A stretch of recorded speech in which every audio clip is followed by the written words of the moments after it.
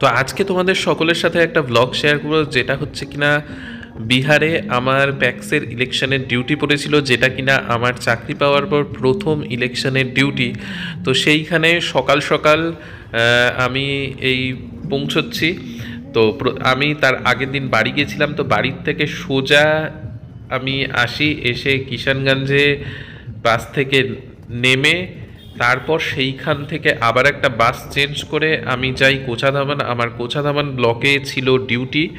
তো তারপর সেই বাস থেকে নেমে একটা অটোতে করে এখন এই যাচ্ছি ব্লক অফিসে। তো সেইখানে পৌঁছে যাওয়ার পর সেইখান থেকে আমাদেরকে যাবতীয় জিনিসপত্র কালেক্ট করতে হবে। আর এই ইলেকশনে আমার ডিউটি ছিল পেট্রোলিং ম্যাজিস্ট্রেট। তো যার দায়িত্ব হচ্ছে একটা বুথে সব কিছু যাতে ঠিকঠাক মতো হয়। তো এইখানে পৌঁছেই আমাদের স্কুলের আরেকজন টিচার, তারও পেট্রোলিং ম্যাজিস্ট্রেটের ডিউটি পড়েছিল। তো এসেই আমি একটু চা খেয়ে নিচ্ছি। তো আরেকজন টিচারও এই যে আমার সাথেই আছে, আর এই যে আমার ব্যাগপত্র সাথে নিয়ে, আর এইখানে বাকি টিচাররা কম্বল টম্বল অনেক কিছুই এনেছে। তো আসার পরে পরেই আমি কাগজপত্র নিয়ে নিই, আর তারপর বাড়ি থেকে মা ভাত তরকারি এগুলো সব দিয়েছিল, রাতের জন্য লুচি সবকিছু দিয়েছিল, যে ওখানে গ্রামে পাওয়া যাবে কিনা।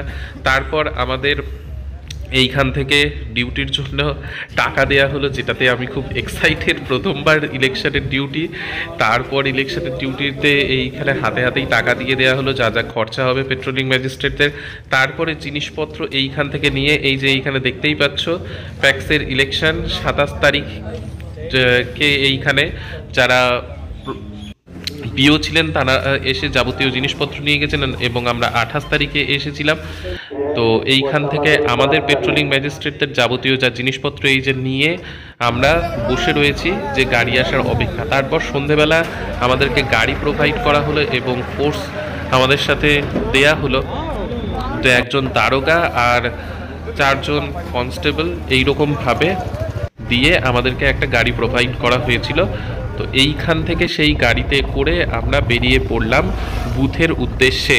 তো রাত্রেবেলা সেই বুথে গিয়ে থাকতে হবে, এটাও একটা আলাদাই অভিজ্ঞতা। এই যে দারোগাবাবু আমার পাশে, তো পেট্রোলিং ম্যাজিস্ট্রেটদের এই গাড়িতে যাবতীয় ডকুমেন্টস এগুলো নিয়ে আমরা গিয়ে পিওর কাছে সাবমিট করব। এই আমরা পৌঁছেও গেলাম বুথে। এসে এখানে সকলের সাথে পরিচয় করলাম। তো আমার আন্ডারে 3টে বুথ ছিল, 3টে বুথের পিওদেরকে আমি যাবতীয় ডকুমেন্টস বুঝিয়ে দেওয়ার পর আমার কাজ হলো কমপ্লিট। তারপর রাত্রেবেলা মা যে বাকি টিফিনগুলো দিয়েছিল, তো আলুর দম, লুচি, মিষ্টি, তো সেইগুলো নিয়ে আমি বসে পড়লাম। আর আমার সাথে আরও একজন পেট্রোলিং ম্যাজিস্ট্রেট, কারণ এখানে টোটাল 5টা বুথ ছিল, তো সেই পেট্রোলিং ম্যাজিস্ট্রেট উনাকেও আমি 2টো লুচি দিলাম। তো দুইজনে মিলে খাওয়া দাওয়া করে একটু গল্পগুজব করে সকলের সাথে এই যে আরেকজন আমার সাথে এসেছে, তারপর আমরা একটা বেড তৈরি করলাম রাত্রে থাকার জন্যে, যাতে আরাম করে রাত্রিটা থাকা যায়। তো 2-3টে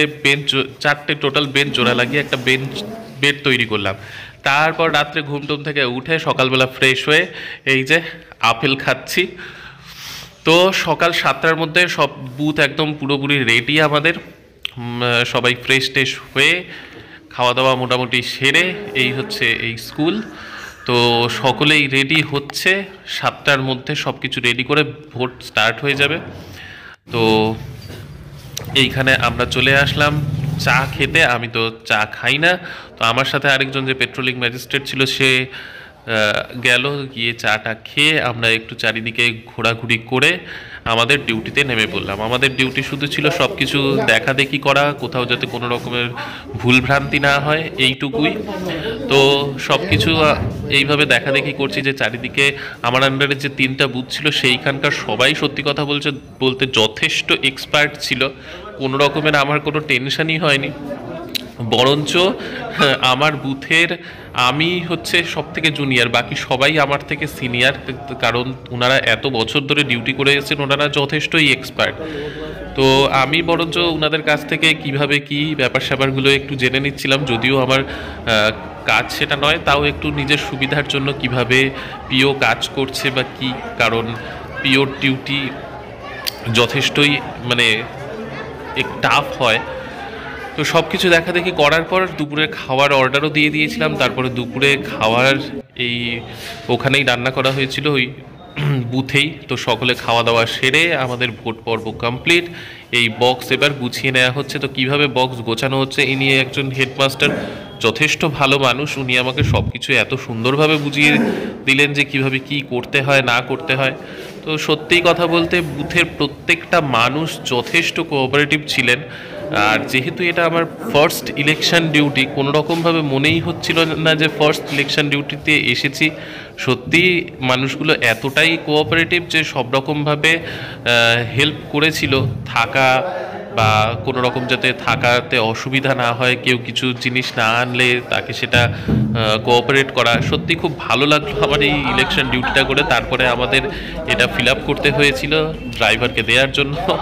তো এই সব করে নিয়ে তারপর সব কিছু প্যাক করে আমার এই গাড়িতেই যাবে ইলেকশনের ওই বক্স টক্স সব। তো এই আমি বসে পড়লাম, আর পেছনে কনস্টেবল পিও সকলে রয়েছে, আর আমি এই যে পেট্রোলিং ম্যাজিস্ট্রেট হিসেবে সামনে বসে রয়েছি। তো আমার দায়িত্ব ওখানে গিয়ে 3টে বুথের যাবতীয় সব কিছু সাবমিট করা ঠিকঠাক করে, তারপর আমার ছুটি। তো করে নিয়ে এখান থেকে বেরোবো, তো যাতে তাড়াতাড়ি বেরোতে পারি। তো সবার আগে, আর যেহেতু তোমাদেরকে প্রথমেই বললাম যে আমার বুথের সকলেই এক্সপার্ট ছিলেন, যথেষ্ট এক্সপিরিয়েন্স, তো কোনো রকম অসুবিধা হয়নি। গিয়ে আমরা লাইনের একদম ফার্স্টে গিয়েই যে আমাদের জিনিসপত্র যাচ্ছে, লাইনের একেবারে ফার্স্টে গিয়ে আমরা দাঁড়িয়ে পড়ি। তারপরে অনেকে ধীরে ধীরে আসে।